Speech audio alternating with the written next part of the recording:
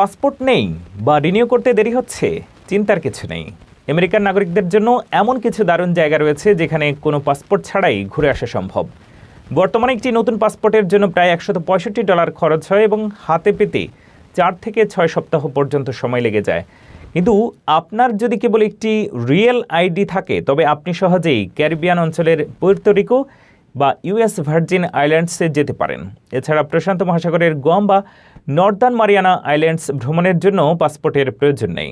এমনকি আপনি যদি নির্দিষ্ট কোনো আমেরিকান বন্দর থেকে ক্রুজ শিপে যাত্রা শুরু করে আবার সেখানেই ফিরে আসেন ক্লোজড লুপ ক্রুজে, তবে পাসপোর্ট ছাড়াই মেক্সিকো বা বাহামাসের মতো জায়গা ঘুরে আসতে পারেন। কেবল আপনার জন্ম নিবন্ধন বা বৈধ সরকারি পরিচয়পত্র সাথে রাখলেই চলবে।